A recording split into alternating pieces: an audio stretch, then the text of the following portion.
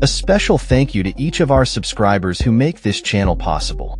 Here's today's story.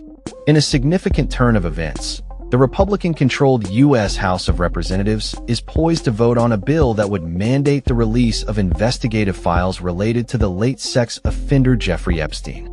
This development comes after President Donald Trump unexpectedly dropped his long-standing opposition to the measure, paving the way for a vote that is anticipated to pass with overwhelming support. The vote is scheduled for Tuesday, and House Majority Whip Tom Emmer has indicated that almost everybody is expected to back the bill.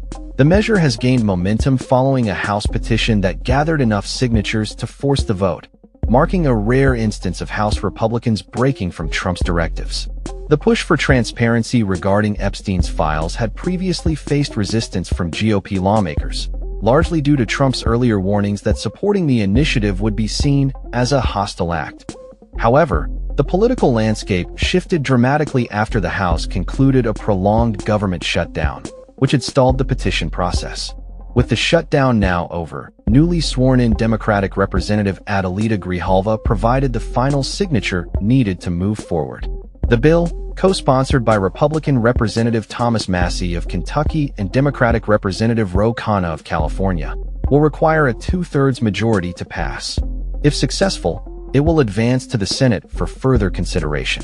Survivors of Epstein's abuse gathered outside the U.S. Capitol ahead of the vote, voicing their hopes for the bill's passage. One survivor, Haley Robson, emphasized the urgency of the issue, stating, "We are fighting for the children."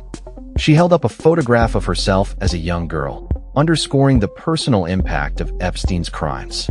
Robson expressed skepticism about Trump's motives, urging him to prioritize the survivors' needs over political agendas.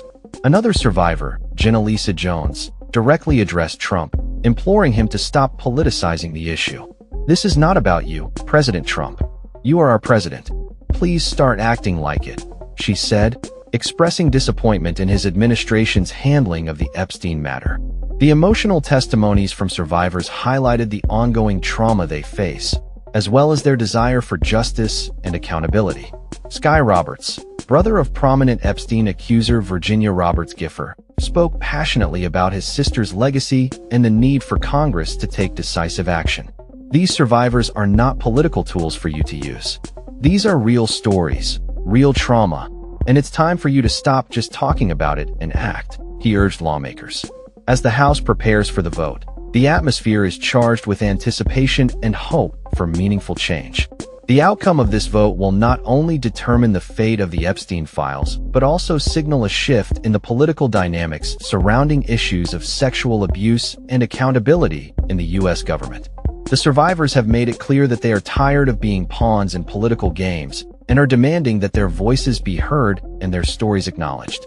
The fight for justice is far from over, but with the support of bipartisan lawmakers, there is a renewed sense of optimism that the truth about Epstein's crimes will finally come to light. That's all for this story. We upload videos every day covering many different subjects, so hit that subscribe button to stay informed. Thanks for watching.